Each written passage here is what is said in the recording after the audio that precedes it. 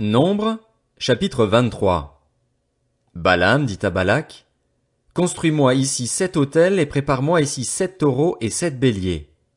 Balak fit ce que Balaam avait dit, et Balak et Balaam offrirent un taureau et un bélier sur chaque autel. Balaam dit à Balak, tiens-toi près de ton holocauste, tandis que je m'éloignerai. Peut-être que l'Éternel viendra à ma rencontre. Je te dirai alors ce qu'il me révélera. Et il se rendit sur une hauteur. Dieu vint à la rencontre de Balaam, et Balaam lui dit, j'ai dressé 7 autels, et j'ai offert un taureau et un bélier sur chaque autel. L'Éternel mit des paroles dans la bouche de Balaam et lui dit, retourne vers Balak et transmets-lui ce message. Balaam retourna vers Balak. Celui-ci se tenait près de son holocauste avec tous les chefs de Moab. Balaam prononça son oracle. Balak m'a fait descendre d'Aram, le roi de Moab m'a fait descendre des montagnes de l'Orient. Viens, maudis Jacob pour moi. Viens, irrite-toi contre Israël. Comment pourrais-je maudire celui que Dieu n'a pas maudit?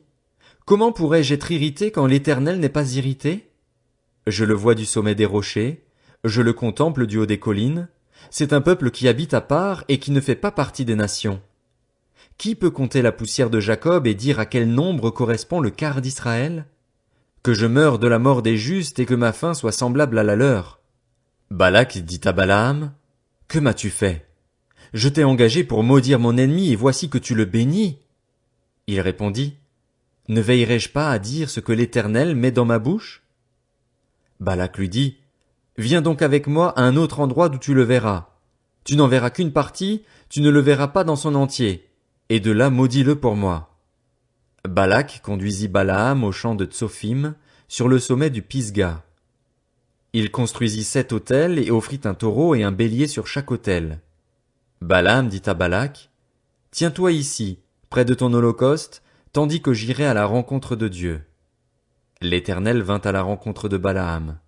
Il mit des paroles dans sa bouche et lui dit, retourne vers Balak et transmets ce message.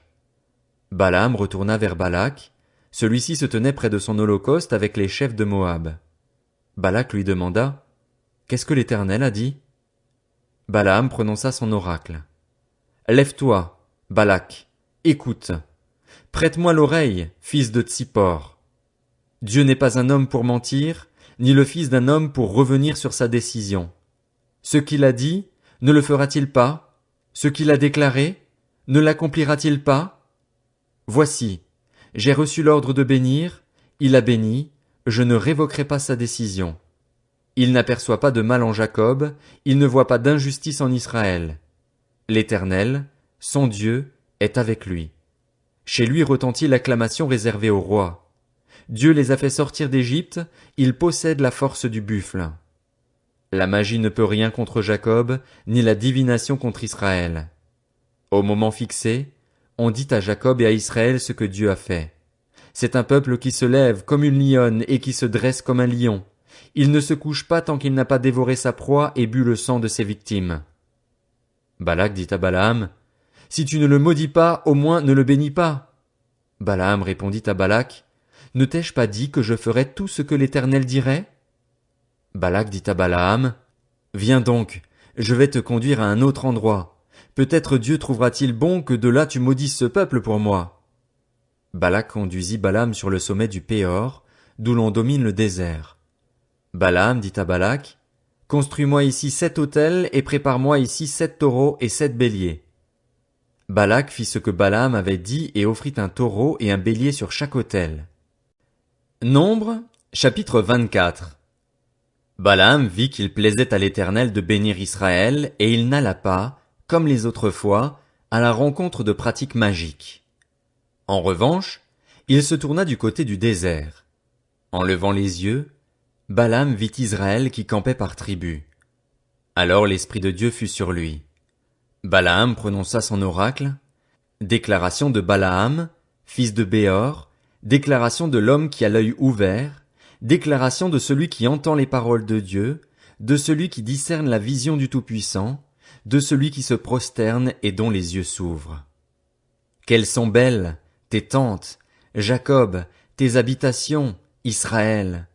Elles s'étendent comme des vallées, comme des jardins près d'un fleuve, comme des aloès que l'Éternel a plantés, comme des cèdres le long de l'eau. L'eau déborde de ses seaux et sa semence est abondamment arrosée. Son roi s'élève au-dessus d'Agag et son royaume devient puissant. Dieu l'a fait sortir d'Égypte, il possède la force du buffle. Il dévore les nations qui l'attaquent, il brise leurs os et les abat de ses flèches.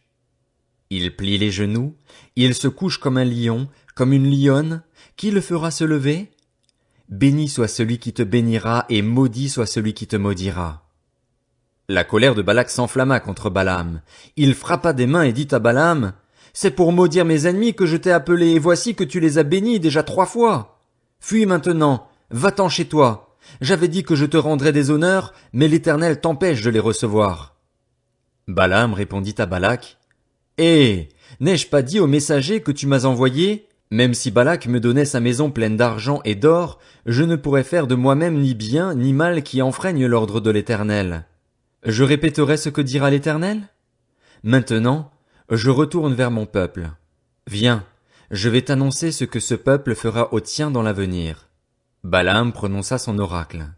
Déclaration de Balaam, fils de Béor, déclaration de l'homme qui a l'œil ouvert, déclaration de celui qui entend les paroles de Dieu, de celui qui possède la connaissance du Très-Haut, de celui qui discerne la vision du Tout-Puissant, de celui qui se prosterne et dont les yeux s'ouvrent.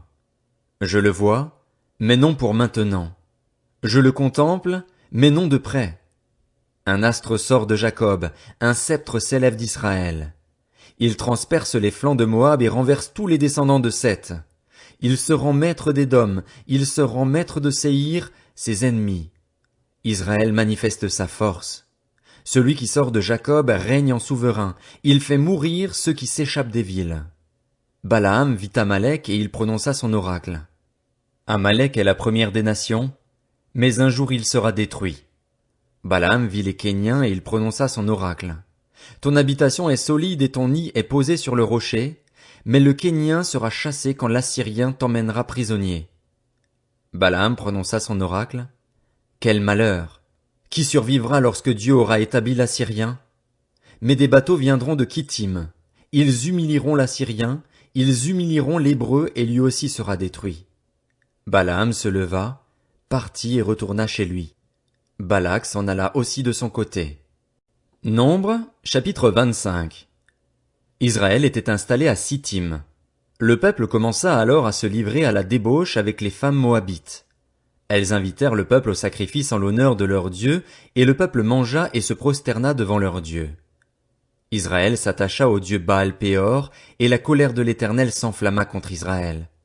L'Éternel dit à Moïse, « Rassemble tous les chefs du peuple et fais pendre les coupables devant l'Éternel en face du soleil, afin que la colère ardente de l'Éternel se détourne d'Israël. » Moïse dit aux juges d'Israël, « Que chacun de vous tue ceux des siens qui se sont attachés à Baal-Péor. » Un Israélite vint amener une Madianite vers ses frères, sous les yeux de Moïse et de toute l'assemblée des Israélites, alors qu'ils étaient en train de pleurer à l'entrée de la tente de la rencontre.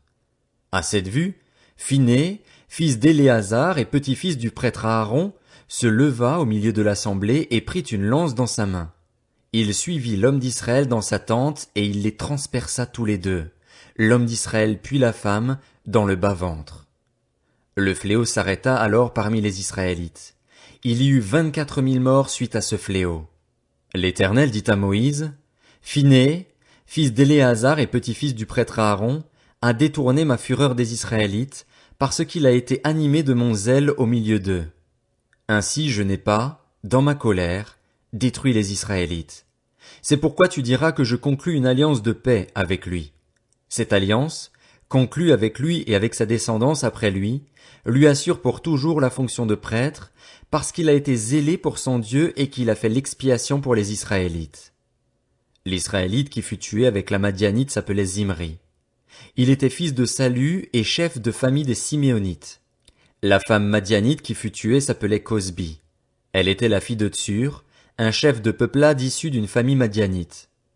L'Éternel dit à Moïse, « Traite les Madianites en ennemis et tuez-les. » En effet, ils se sont montrés vos ennemis en vous séduisant par leurs ruses dans les affaires de Péor et de Cosbi, la fille d'un chef madianite, leur sœur, tuée le jour du fléau qui a surgi à l'occasion de Péor.